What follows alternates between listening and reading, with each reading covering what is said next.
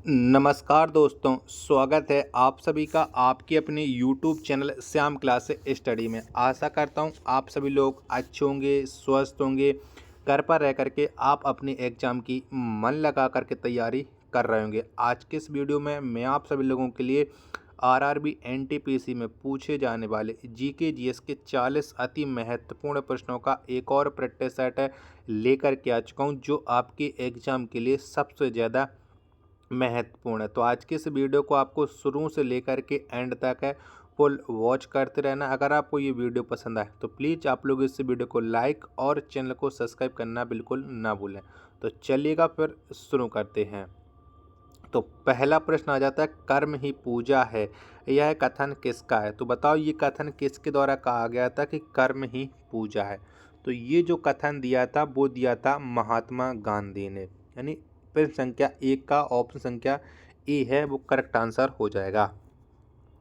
दूसरे नंबर का प्रश्न आ जाता है कि नेत्रावती नदी किस ओर बहती है? तो बताओ कौन सी तरफ बहती है नेत्रावती नदी? प्रश्न संख्या 2 का राइट आंसर क्या हो जाएगा? तो जो नेत्रावती नदी है ये दक्षिण की ओर बहती है। किसकी ओर बहती है? दक्षिण की ओर बहती है। 2 का डी ऑप्शन करेक्ट आंसर हो जाएगा। प्रश्न संख्या 3 आ जाता है कि नंदी हिल्स किस शहर के पास बसा है? तो बताओ कहाँ पर बसा हुआ है ये नंदी हिल्स? प्रश्न संख्या 3 का राइट आंसर क्या हो जाएगा? तो ये मैसूर के पास स्थित है नंदी हिल्स। 3 का ए ऑप्शन राइट आंसर हो जाएगा। चौथे नंबर का प्रश्न आ जाता है, कन्नड़ भाषा के आदि कवि कौन थे? तो बताओ कौन थे? तो कन्नड़ भाषा के जो आदि कवि थे वो थे पंपा। कौन? पंपा थे कन्नड़ भाषा के आदि कवि। 4 का बी ऑप्शन राइट आंसर हो जाएगा। पाँचवें नंबर का प्रश्न आ जाता है, गंग वंश की प्रथम राजधानी कहाँ थी? तो बताओ कहाँ पर थी गंग वंश की प्रथम राजधानी? पाँचवें प्रश्न का राइट आंसर क्या हो जाएगा? तो ये थी कोलार। कौन सी थी? कोलार थी गंग वंश की प्रथम राजधानी। 5 का सी ऑप्शन राइट आंसर हो जाएगा। अगला प्रश्न संख्या 6 आ जाता है कि एक माइक्रो फैराड कितने फैराडे के बराबर होता है? बताओ कितने के बराबर होता है एक माइक्रो फैराड? प्रश्न संख्या 6 का राइट आंसर क्या हो जाएगा? तो ये 10 की पावर माइनस के 6 के बराबर होता है। बी ऑप्शन राइट आंसर हो जाएगा। 7वें नंबर का प्रश्न आ जाता है, कौन सा गैस चूने के पानी को दूधिया कर देता है? तो बताओ कौन सी गैस कर देती है? प्रश्न संख्या 7 का राइट आंसर क्या हो जाएगा? तो कार्बन डाइऑक्साइड गैस ये चूने के पानी को दूधिया कर देती है। 7वें प्रश्न का सी ऑप्शन करेक्ट आंसर हो जाएगा। 8वें नंबर का प्रश्न आ जाता है कि नागार्जुन सागर परियोजना किस नदी पर है? तो बताओ कौन सी नदी पर ये नागार्जुन सागर परियोजना स्थित है? 8वें प्रश्न का राइट आंसर क्या हो जाएगा? तो ये कृष्णा नदी के तट पर स्थित है नागार्जुन सागर परियोजना। 8 का ए ऑप्शन राइट आंसर हो जाएगा। 9वें नंबर का प्रश्न आ जाता है कि राष्ट्रीय रासायनिक प्रयोगशाला कहाँ पर स्थित है? तो बताओ कहाँ पर है राष्ट्रीय रासायनिक प्रयोगशाला? 9वें प्रश्न का राइट आंसर क्या हो जाएगा? तो ये पूना में है राष्ट्रीय रासायनिक प्रयोगशाला। 9 का डी ऑप्शन करेक्ट आंसर हो जाएगा। 10वें नंबर का प्रश्न आता है कि पोलियो वायरस की खोज 1908 ईस्वी में किसने की थी? तो बताओ किसके द्वारा ये पोलियो वायरस की खोज है वो की गई थी? प्रश्न संख्या 10 का राइट आंसर क्या हो जाएगा? तो कार्ल लैंड स्टीनर और इरविन पोपर के द्वारा पोलियो वायरस की खोज की गई थी। 10वें प्रश्न का राइट आंसर हो जाएगा ए और बी दोनों राइट आंसर, ऑप्शन संख्या सी। 11वें प्रश्न नंबर का प्रश्न आ जाता है कि अरब सागर की रानी किसे कहा जाता है? तो बताओ किसको कहते हैं अरब सागर की रानी? 11वें प्रश्न का राइट आंसर क्या हो जाएगा? तो कोची नगर को अरब सागर की रानी कहा जाता है। 11 का ए ऑप्शन राइट आंसर हो जाएगा। अगर आपको ये वीडियो पसंद आ रही होगी तो प्लीज़ आप लोग इस वीडियो को लाइक और चैनल को सब्सक्राइब करना बिल्कुल ना भूलें। चैनल को जरूर सब्सक्राइब कर लीजिएगा क्योंकि लगातार मैं आपके लिए एनटीपीसी स्पेशल प्रैक्टिस सेट करा रहा हूँ। 12वें नंबर का प्रश्न आ जाता है, अंतर्राष्ट्रीय गांधी शांति पुरस्कार के तहत कितनी राशि पुरस्कार स्वरूप दी जाती है? तो बताओ कितनी राशि मिलती है अंतर्राष्ट्रीय गांधी शांति पुरस्कार के रूप में? 12वें प्रश्न का राइट आंसर क्या होगा? तो 1 करोड़ राशि दी जाती है। 12 का डी ऑप्शन राइट आंसर हो जाएगा। 13वें नंबर का प्रश्न आ जाता है कि मोटर कार का आविष्कार किसने किया। तो बताओ किसके द्वारा किया गया था मोटर कार का आविष्कार। 13 का राइट आंसर क्या हो जाएगा। तो कार्ल बेंच ने मोटर कार का आविष्कार किया था। ऑप्शन संख्या बी एकदम राइट आंसर हो जाएगा। 14वें नंबर का प्रश्न है कि सबसे दुर्बल क्षार क्या है। तो बताओ कौन सा है। चारों ऑप्शन आपकी स्क्रीन पर शो रहा है। तो बताओ सबसे दुर्बल क्षार क्या है। प्रश्न संख्या 14 का राइट आंसर क्या हो जाएगा। तो अमोनिया ये सबसे दुर्बल क्षार है। ऑप्शन संख्या ए एकदम करेक्ट आंसर हो जाएगा। नेक्स्ट प्रश्न आ जाता है प्रश्न संख्या 15 के चीन में लाल क्रांति कब हुई थी। तो बताओ कब हुई थी। तो चीन में जो लाल क्रांति हुई थी ये 1949 में हुई थी, यानी 15 का बी ऑप्शन करेक्ट आंसर हो जाएगा। नेक्स्ट प्रश्न आ जाता है प्रश्न संख्या 16 कि पुलकेशिन द्वितीय ने हर्षवर्धन को किस नदी पर पराजित किया था। यानी जो पुलकेशिन द्वितीय और हर्षवर्धन के बीच में युद्ध हुआ था वो कौन सी नदी के तट पर हुआ था। तो ये हुआ था नर्मदा नदी के तट पर युद्ध।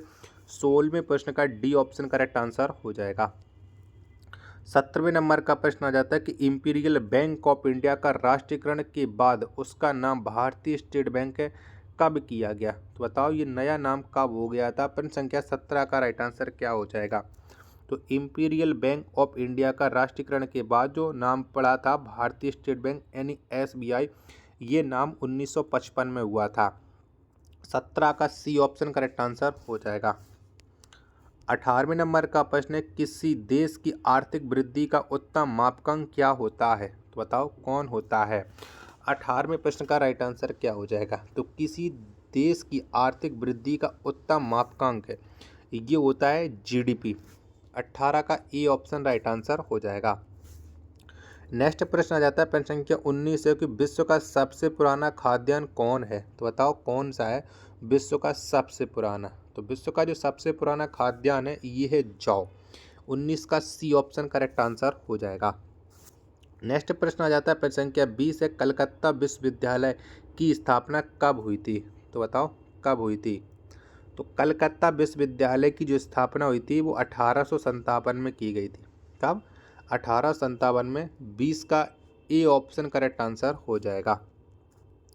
21वें नंबर का प्रश्न है कि नाजीबाद का मुख्य संस्थापक कौन था। तो बताओ कौन था नाजीबाद का मुख्य संस्थापक। 21वें प्रश्न का राइट आंसर क्या हो जाएगा। तो ये था एडोल्फ हिटलर। 21वें प्रश्न का सी ऑप्शन करेक्ट आंसर हो जाएगा। 22वें नंबर का प्रश्न आ जाता है कि पानी का अणु भार कितना होता है। तो बताओ कितना होता है। 22वें प्रश्न का राइट आंसर क्या हो जाएगा। तो पानी का जो अणु भार है ये 18 AMU होता है, यानी 22 का सी ऑप्शन करेक्ट आंसर हो जाएगा। वीडियो अगर आपको पसंद आ रही होगी तो प्लीज़ आप लोग वीडियो को लाइक और चैनल को सब्सक्राइब करना बिल्कुल ना भूलें। 23वें नंबर का प्रश्न आ जाता है कि सबसे बड़ा इलेक्ट्रोनेगेटिव तत्व कौन है। तो बताओ कौन सा है। प्रश्न संख्या 23 का राइट आंसर क्या हो जाएगा। तो सबसे बड़ा इलेक्ट्रोनेगेटिव जो तत्व है ये है फ्लोरीन। 23 का ए ऑप्शन करेक्ट आंसर हो जाएगा। 24वें नंबर का प्रश्न आ जाता है कि मोमबत्ती की लौ का बाहरी भाग किसकी मौजूदगी के कारण नीला दिखाई देता है। तो बताओ किसके वजह से ये नीला दिखाई देता है। मोमबत्ती की लौ का बाहरी भाग। प्रश्न संख्या 24 का राइट आंसर क्या हो जाएगा। तो ये नाइट्रोजन के वजह से दिखाई देता है। 24 का बी ऑप्शन राइट आंसर हो जाएगा। 25वें नंबर का प्रश्न आ जाता है कि पित्त का उत्सर्जन किसके द्वारा होता है। तो बताओ किसके वजह से पित्त का उत्सर्जन होता है। 24वें प्रश्न का राइट आंसर क्या हो जाएगा। तो पित्त का जो उत्सर्जन है ये यकृत के द्वारा होता है। 25 का ए ऑप्शन करेक्ट आंसर हो जाएगा। 26वें नंबर का प्रश्न आता है कि जैन धर्म के संस्थापक किसे माना जाता है। तो बताओ कौन माने जाते हैं जैन धर्म के संस्थापक। 26वें प्रश्न का राइट आंसर क्या हो जाएगा। तो ऋषभ देव को जैन धर्म का संस्थापक माना जाता है। 26वें प्रश्न का ए ऑप्शन करेक्ट आंसर हो जाएगा। नेक्स्ट प्रश्न है प्रश्न संख्या 27 आ जाता है आपके सामने कि यहूदी धर्म की स्थापना किसने किया था। तो बताओ किसके द्वारा यहूदी धर्म की स्थापना की गई थी। 27वें प्रश्न का राइट आंसर क्या हो जाएगा। तो मूसा ने यहूदी धर्म की स्थापना की थी। 27 का डी ऑप्शन राइट आंसर हो जाएगा। 28वें नंबर का प्रश्न कि संपूर्ण क्रांति का नारा किसने दिया था? तो बताओ किसके द्वारा संपूर्ण क्रांति का नारा है वो दिया गया था? चारों ऑप्शन आपकी स्क्रीन पर है, सो रहा है। 28वें प्रश्न का राइट आंसर क्या हो जाएगा? तो संपूर्ण क्रांति का जो नारा दिया था वो जयप्रकाश नारायण ने दिया था। 28 का बी ऑप्शन करेक्ट आंसर हो जाएगा।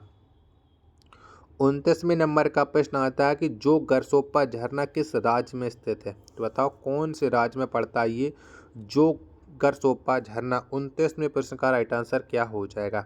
तो ये कर्नाटक में स्थित है। 29 का डी ऑप्शन राइट आंसर हो जाएगा।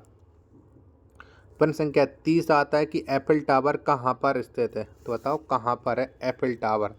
30वें प्रश्न का राइट आंसर क्या हो जाएगा? तो एफिल टावर ये फ्रांस में स्थित है। 30 का ए ऑप्शन करेक्ट आंसर हो जाएगा। 31वें नंबर का प्रश्न आता है कि मलेशिया का राष्ट्रीय खेल क्या है? तो बताओ कौन सा है मलेशिया का राष्ट्रीय खेल? 31वें प्रश्न का राइट आंसर क्या हो जाएगा? तो मलेशिया का जो राष्ट्रीय खेल है वो है बैडमिंटन। 31 का डी ऑप्शन करेक्ट आंसर हो जाएगा। 32वें नंबर का प्रश्न आता है गुट निरपेक्ष आंदोलन की स्थापना कब हुई? तो बताओ कब हुई थी गुट निरपेक्ष आंदोलन की स्थापना? 32वें प्रश्न का राइट आंसर क्या होगा? तो 1961 में हुई थी गुट निरपेक्ष आंदोलन की स्थापना। 32वें प्रश्न का सी ऑप्शन करेक्ट आंसर हो जाएगा। अगला प्रश्न आता है प्रश्न संख्या 33 कि वेदों की रचना किस भाषा में की गई थी? तो बताओ कौन सी भाषा में की गई थी वेदों की रचना? 33वें प्रश्न का राइट आंसर क्या हो जाएगा? तो संस्कृत भाषा में की गई थी वेदों की रचना। 33 का डी ऑप्शन राइट आंसर हो जाएगा।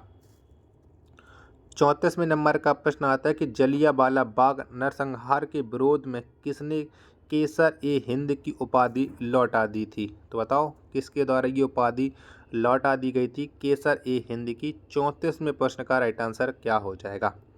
तो महात्मा गांधी ने जलियांवाला बाग नरसंहार के वजह से अपनी ये केसर ए हिंद की उपाधि वापस कर दी थी। 34वें प्रश्न का डी ऑप्शन करेक्ट आंसर हो जाएगा।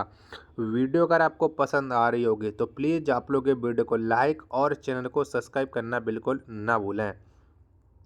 अगला प्रश्न है प्रश्न संख्या 35 है कि साइमन कमीशन किसके शासनकाल में भारत आया था? तो बताओ उस समय कौन गवर्नर जनरल वायसराय था जिसके समय साइमन कमीशन आया था? तो लॉर्ड इरविन के शासनकाल में साइमन कमीशन भारत आया था। आपको बताना है कौन से सन में आया था। 35 का ए ऑप्शन करेक्ट आंसर हो जाएगा। 36वें नंबर का प्रश्न है किसके चारों ओर भूकंप की सबसे सक्रिय पेटी है? तो बताओ कौन से महासागर के चारों ओर है भूकंप की सबसे सक्रिय पेटी? 36वें प्रश्न का राइट आंसर क्या हो जाएगा? तो प्रशांत महासागर के चारों ओर भूकंप की सबसे सक्रिय पेटी है। 36वें प्रश्न का ए ऑप्शन करेक्ट आंसर हो जाएगा। 37वें नंबर का प्रश्न आता है कि नदी के घुमावदार पथ से किस झील का निर्माण होता है? तो बताओ कौन सी झील का निर्माण होता है? 37वें प्रश्न का राइट आंसर क्या हो जाएगा? तो नदी के घुमावदार पथ से गोखुर झील का निर्माण होता है। किसका? गोखुर झील का। 37वें प्रश्न का सी ऑप्शन करेक्ट आंसर हो जाएगा। 38वें नंबर का प्रश्न कि चीन का मैनचेस्टर किसे कहा जाता है? तो बताओ किसको कहते हैं चीन का मैनचेस्टर? 38वें प्रश्न का राइट आंसर क्या हो जाएगा? तो संघाई को चीन का मैनचेस्टर कहा जाता है। 38वें प्रश्न का बी ऑप्शन राइट आंसर हो जाएगा।